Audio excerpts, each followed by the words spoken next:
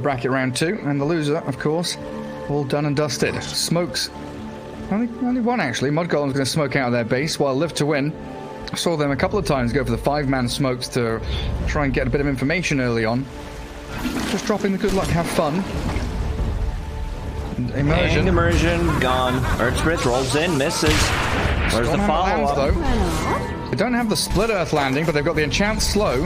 And now 3-3, still holding a skill point. Doesn't want to level up Split Earth, apparently. Toss back, Lightning Storm coming, and he secures the kill. Okay, so that's a free null tally for Leshrac. Like, you would want to give a kill to the, let's say, mid-morph, but morph did not skill the waveform. You could get away with that, you know, because you're playing mid, so you're gonna get level 2 from the first creep wave anyway.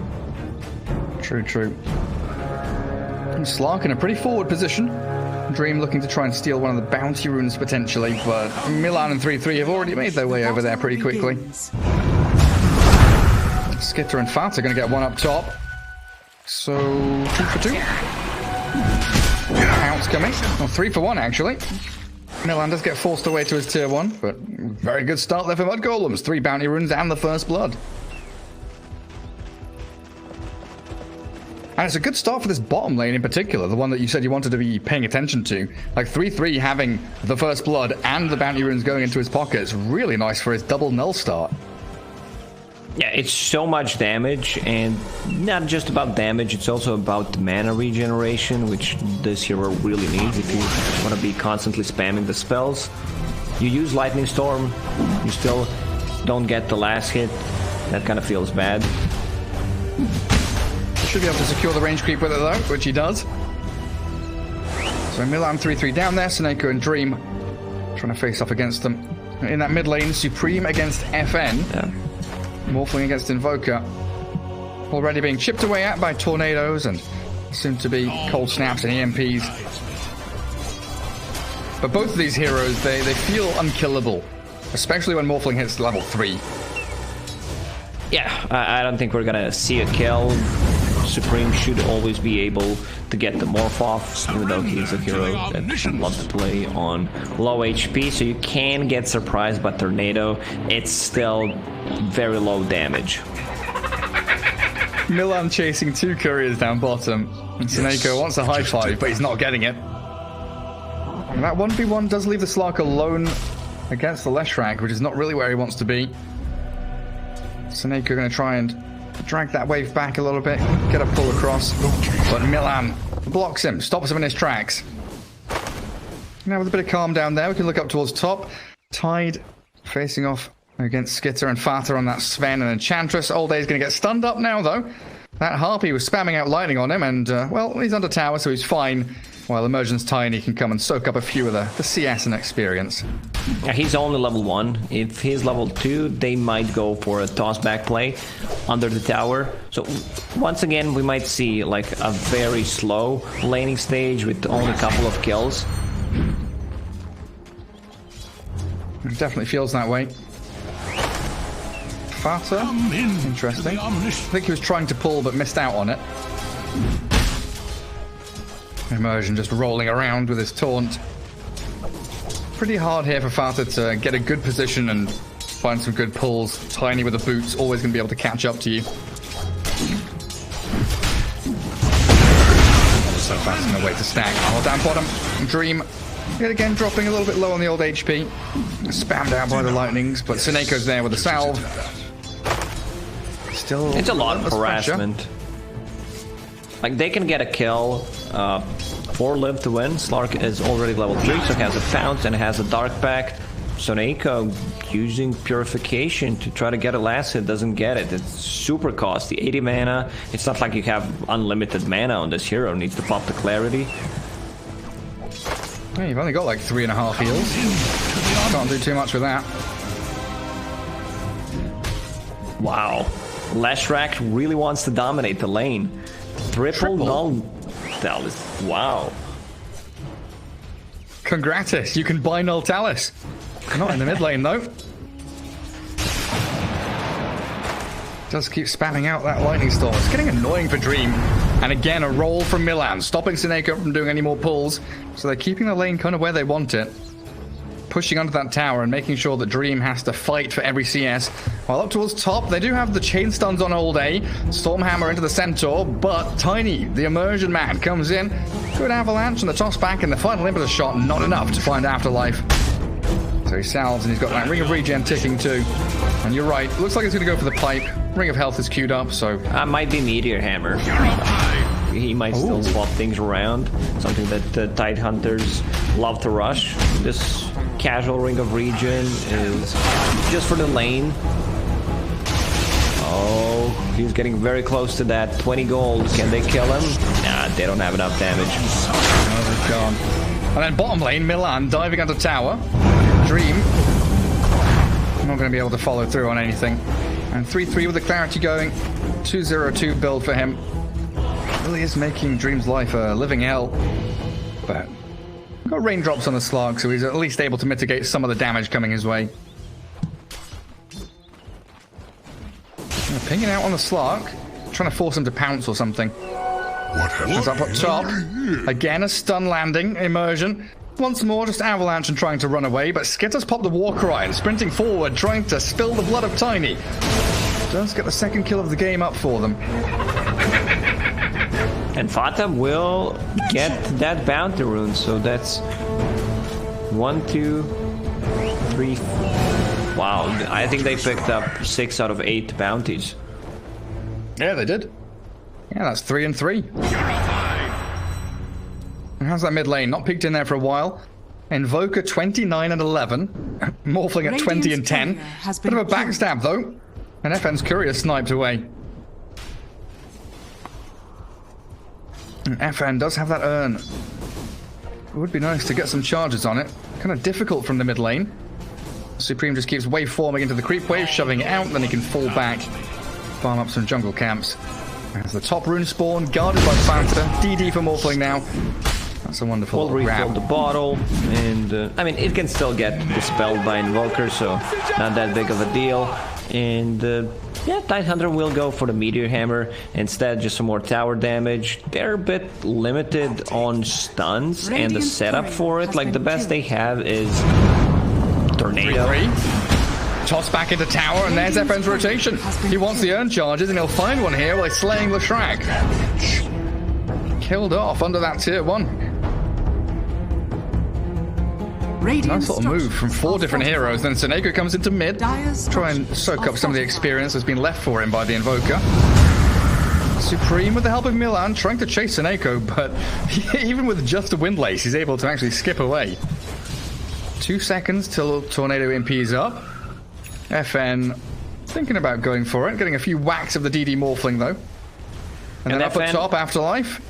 Is he going to die here? The Hellbear claps him, slows him down. He doesn't have boots, but 8-1 charges and another anchor smash, but he's been body blocked in. Oh, no, he hasn't. Fat doesn't get in front of him. Slows with the enchant. Sven still going with the god strength. Can't get the toss. The immersion can't save the day.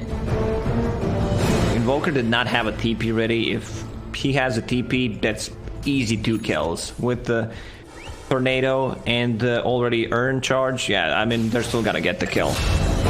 The big one as well on that Skitter Sven. Has been killed. Seneko does lose his courier though. Sven did finish off Mask of Madness, so the death not mattering a massive amount. They're also going to get the stun onto the Slug, but missing the roll. Level 6 Slug. Pulse numbers going from 3-3. Pops the Shadow Dance, leaps away with a pounce, and he's safe and sound. Sometimes the best thing you can do is body block people. It's better than using the spells. It's better than a stun. Mid lane. Oh, FN. All his mana gone. Has 3 mangoes though. Oh yeah, so he does. And the clarity, but in comes Immersion. Got it off the strength morph anyway. Attribute shifted up. And now he can heal very effectively. What? So they're doing a very good job just securing the runes for the mid Morphling, who needs mana to continue to dominate his lane. 300 gold in front of the Invoker. Oh, this should be an easy one. Oh, super easy. Fata scouting out this tiny rotation, though, means that the cores and all the other lanes perfectly happy. And a 3k lead in net worth here from Mudgolems, even though the kill score is all tied up. You look at the net worth board. Leshrac, 4,000 net worth. Now moving on to Sineko to try and find a solo kill of his own. Rotations coming in. Milan and FN looking to try and get this catch. But He's so dead. Oh, 3-3. Cold snapped onto that tower. And FN really making the most of this early Invoker pressure. While Dream misses the pounce on Milan. Fat is there, making sure that they don't keep converging onto the Earth Spirit. But it's the mid-tier one for Morphling, and Sven up top is just farming freely too. Even with 2 deaths, Leshrac is almost on top of net worth. Pretty impressive. Middle tower is like, he should be more careful, because, you know, you feel like, yeah, I did so much in the laning stage, but that means you're also giving a lot of gold to the enemies. Mudgolems coming down bottom lane, but a good observer ward placed by Immersion. We'll spot Milan, and they know that Morphling has left the mid lane now. Very good ward. Will get denied in less than 5 seconds. Oh, well, they gave them the information they needed. Yeah. Immersion will do the same thing. Milan places observer ward right after one of those got devorded. So if somehow they place a ward on the high ground, they will see it. They sure will. Sven's having a great time. 5,000 net worth, Mask of Madness, Phase Boot's done. Radiant's bottom tower. Skitter still has that triangle wide open for him, as the Bounty Rune is actually still standing there. Dire's top tower. Not able to put any pressure top onto the Slark. And in fact, Live to Win are just going to leave Slark top while they TP a number of heroes bottom to get on top of the Leshrac. Down to half HP, 3-3. He's being burst apart. The Pulse Nova's still going, but that's it. He's done. FN's on a killing spree. Wants Milan, the kick back on Immersion there, and Skitter, he doesn't really want to stick around and fight this. He's got God Strength, but backs away. Radiant's middle tower is under attack. Leshrac once again overextending, and that fight was without Tidehunter even using a Ravage. He's very farmed. Boots of Speed, Wand, full Meteor Hammer, level 8. Gotcha! 3-3 Leshrac, TP straight back down bottom lane. Let's go again. Tier 1 tower, give it, give it. Level 2 Edict is all he's got though, as All Day initiated on by the Invis of Supreme. The God Strength of Skitter moving forward, but it's a tanky Tide with Heavenly Grace on him. Immersion in the trees, being pinged out here as the Tiny does get cut in on. Toss back Avalanche into the 2 of them, but Immersion's life is forfeit now. And the Tier 1 finally crumbles. Middle tower is under attack. They needed one extra hero, like either Invoker or Slark, to take that fight, but seems like Slark does not want to be taking any fights anytime soon. Going for Hand of Midas just completes the recipe. And on the mid lane, Invoker has that Urn of Shadows that we talked about, getting very close to the full Spirit Vessel, something that's going to do really amazing against the Morphling and the Enchantress. Enchantress doesn't even have a point in Nature's Attendance, so... But still, you have ways of dealing with the Morphling, which is what you need to have. Quick pause. That's the biggest lie, you know, just saying it's a quick. We don't know. You don't even know it's a lie until afterwards either. It's like a preemptive lie. Slark has Diffusal Blade queued up, and I've not seen this in a while. We've seen the Midas into Silver Edge, the build like that, where you head into like a BKB or get Scardy later on. Diff Blade against Lesh, Morphling Sven, it seems alright, but it doesn't seem like game-defining. Another way of mana burn on top of EMP against the Morphling, against the Leshrac, just seems really good, and having the Diffusal Blade on Slark combined with the Essence Shift, so like, just feels really, really good. More attack speed that you get means more mana burn equals more damage. Infinite scaling. Yeah. He might still swap things around. Yeah, he's got that option. We'll see what the rest of Mudgolems get up to. So we're expecting pretty standard builds here. Looks like Sven about 800 gold away from Echo Saber with BKB queued up after it. So he's going to be able to hit that timing, you know, 16, 17 minutes in or so. Morphling with E-Blade after Dragonlance. Should be a couple minutes for him to get to that, as well as Greaves on the track. So they're all converging towards that kind of pre-20-minute hit where they should all be incredibly tanky and outputting a lot of damage. Yeah, you're still playing off-lane Leshrac, so you need to adjust your item build. You can't go for the greedy stuff. Tank up the rest of the squad.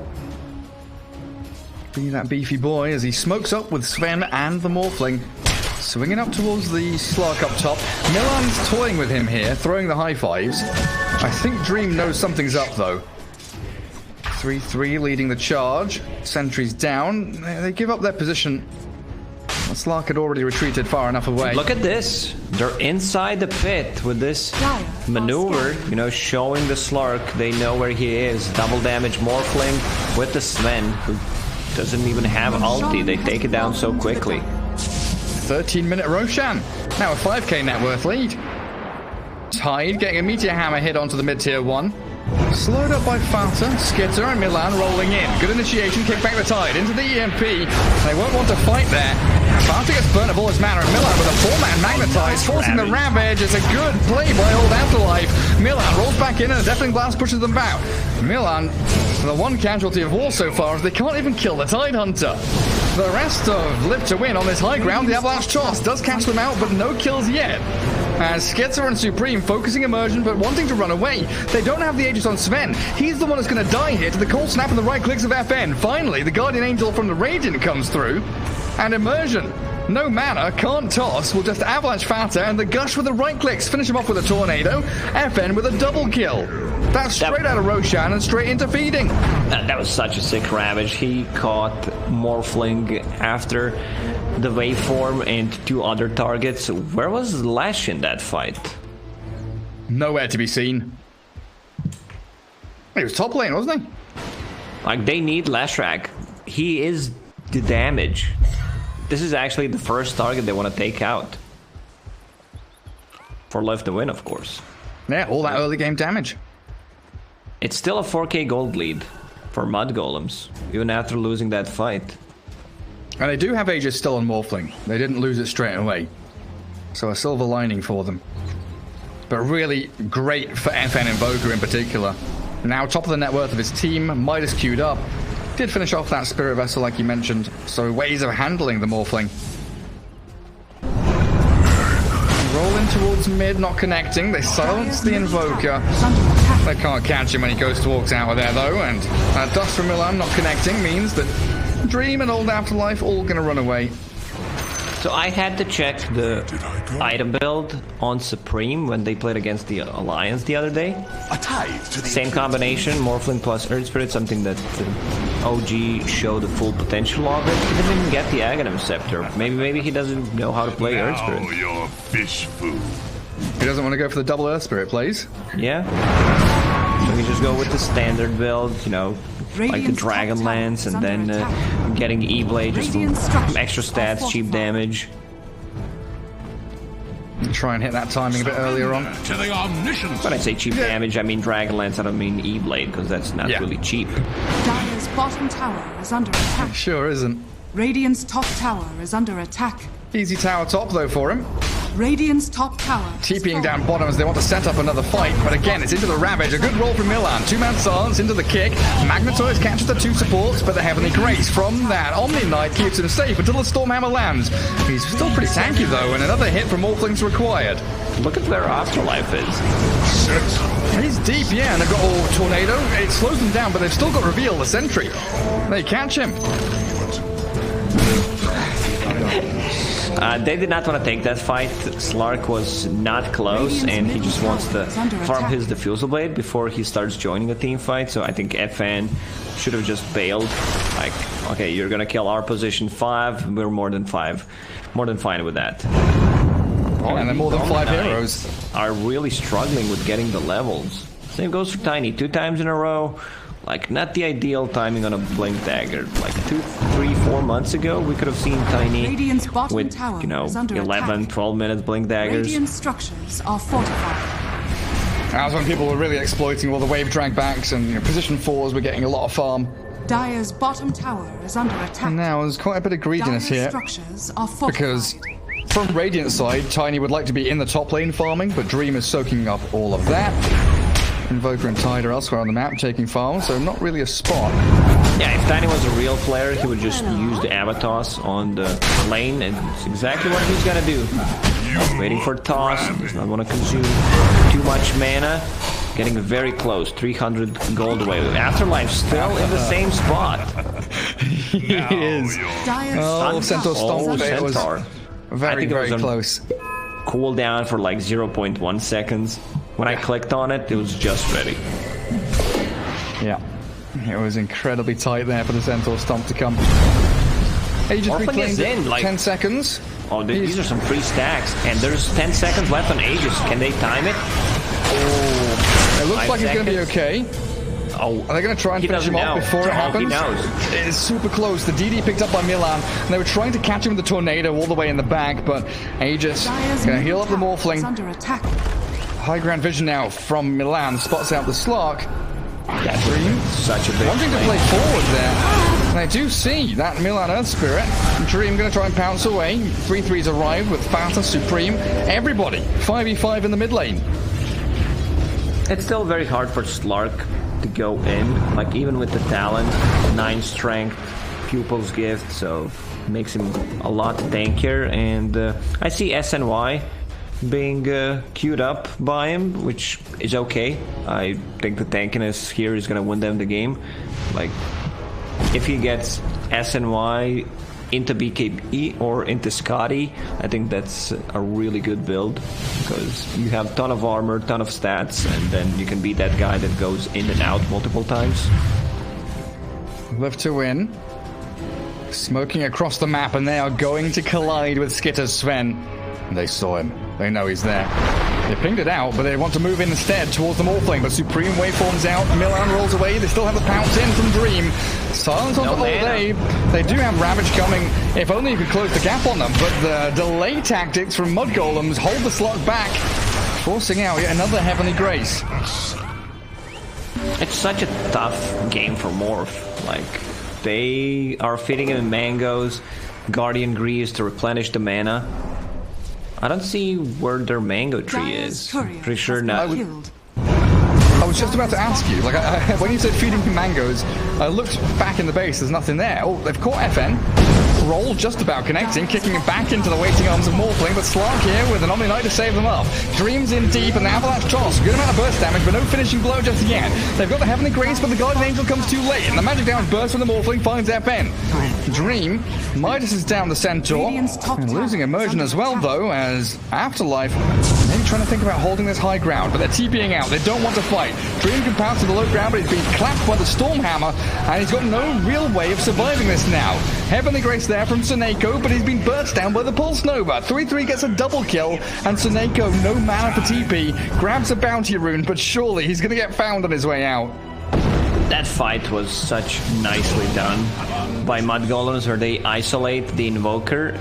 Omni Knight does not pop the ulti straight away. Even if he does, I think they would still manage to bring him down, and they're staying away from the Tidehunter and the Slark, so pretty impressive, I would say. Absolutely is, and now you've got this 21-minute E-Blade on the Morphling. That magic burst damage against this Invoker is only going to get worse for FN. And he's not going to go BKB, he's going for the Solar Crest, kind of as expected to buff up the Slark. But if he gets spotted in a fight, he just dies. Yeah, I think you need to start thinking about yourself, because there's a ton of magical damage, and Tidehunter, this is why I said that I would still prefer, you know, to have like full pipe, because there's a bunch of magical damage. Yeah, this Meteor Hammer is a good stats, the way you build it up allows you to farm a bit more, but still I don't see the real usage of it in a team fight, because eventually you're gonna get interrupted. Like, even if you use Ravage into Meteor Hammer, others don't even have a stun that you can combine with. Maybe like Tornado on Invoker, but you know, it's very hard to execute. You cast the Meteor Hammer on yourself, then Tiny tosses someone onto you. That's got to be the that's got to be the play. Glimmer Cape onto the Tiny. He's ready with a blink. Avalanche charge. Trying to catch the Morphling. Tornado's there. The Stormhammer landing with a perfect roll from Milan. Catching the Magnetize and the Ravage. Holding back Mudgolem, but Sven has a BKB. Bursting straight through the Ravage and finding the Invoker. Down goes FN. There is Mudgolem's charging forward, and Slark, he's got to get himself waddling back to the base. While Seneko and Afterlife are sprinting back to that bottom lane. Mudgolems really are in control. It's a tough one for them to take a fight, even though it was a 4 or 5 man Ravage. They already used Tiny's combo, Slark to half HP, so he can't go in. It's like, it may seem like a good Ravage, but everyone already used their spells and they needed to back off. Also Sven with the BKB, they have no abilities that pierces through magic immunity, so Skitter can do whatever he wants. Roche will respawn in a second. He's up now. Skitter has already TP'd bottom. That's a big juicy wave to farm. Radiant's top tower is under And look at attack. this, they're finding tier 2 items 23 minutes in on Live to Win. Oh dear. That kind of says what kind of a game they're having right now. Now a bit of a desperate smoke. Any kind of kill is worth it here for Live to Win. Hand of Midas used on the Hellbear mid, so Mudgolems probably know that something is amiss, and they definitely do now as Immersion breaks up the high ground ramp, makes the jump onto the Morphling with the E-Blade, Adaptive Strike, Tiny dies. They're also going to find Seneko with a slow, and the damage from the Impetus hits. It's 2 kills in a row, and Mudgolems rule. Great roll from Milan. Does find the catch onto Slark, trying to bounce around and maybe body block up the pounce. Another roll connecting with a stun. Silence is ready with a Boulder Smash to go, and they've got so much control. 3-3's dominating, and Roshan, well, here we go. Mudgolems, 10k lead now. I think Milan misclicked. He tipped FN instead of Slark. Or maybe there's some beef, you know, when they play the pubs against each other. Or, I mean, there's more beef when you play with someone than when you play against someone. Yeah. Roshan that's right. has fallen to the dark. So Morphling will go for that Aghanim Scepter upgrade. Let's see if he decides to turn into Earth Spirit. Maybe he turns into Sven, possibly. Like, Leshrac sounds fine. Double Diabolic Edict. I could eat Oh, yeah, that's real tasty.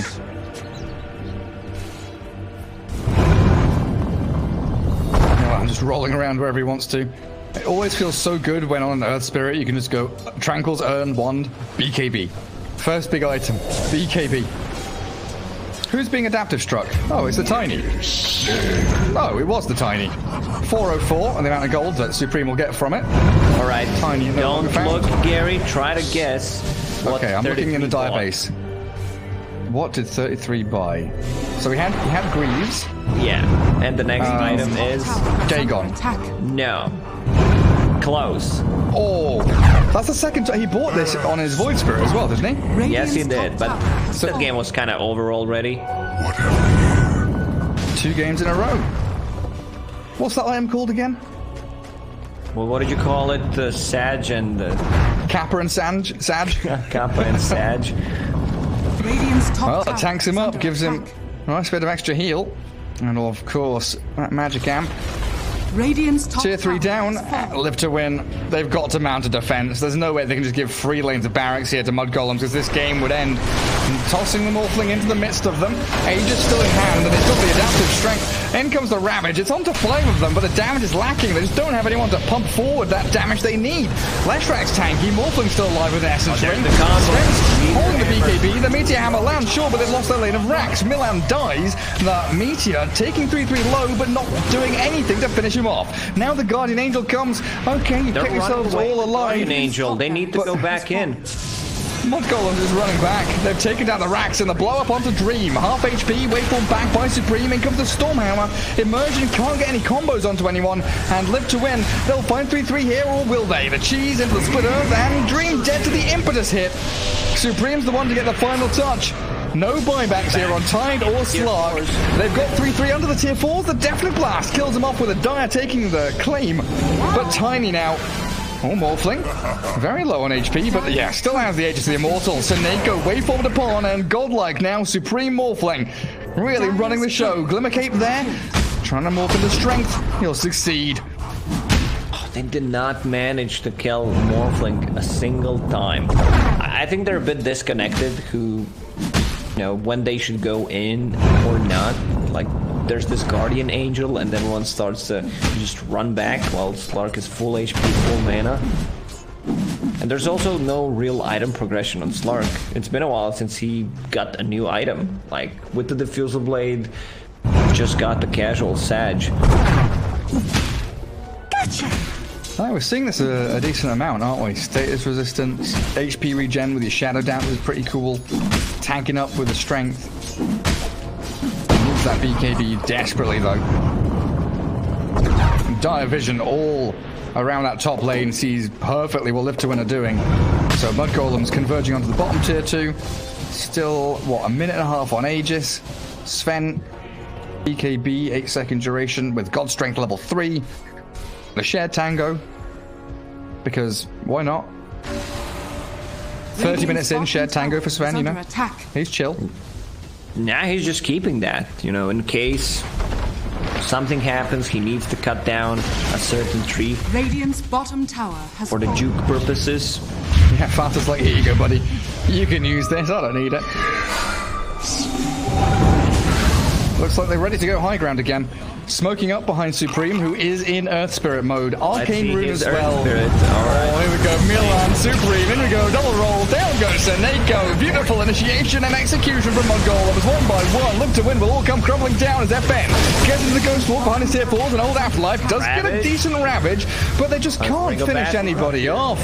Look, cost. They did not want to kill it. I think that was Omni Knight who dropped it. Just wants to have a buyback. He needs 22 gold, but they're not falling for it. And it's back in his inventory. It's another tier 3. Oh, Morphling is ready, isn't he? He's turned into Earth Spirit. Quick little silence. Not going to catch the Slark this time.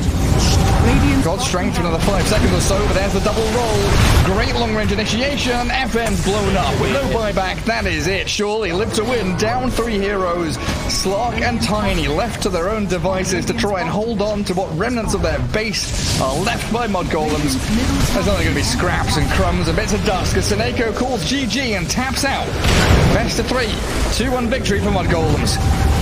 Yeah, I feel like Live to Win didn't get a chance to play Dota in this game. A couple of mistakes, like decision-making wise, when they need to take a fight, like the spell usage was not on point, and yeah, it kind of shows. Also, this is a type of a game where Guardian Angel does not get that much of value because you have Enchantress with the Dispel, Stormhammer Dispel, you're playing into Earth Spirit and Leshrac. I think this Leshrac as the last pick kind of did not give Slark a chance to be that guy that they wanted him to be.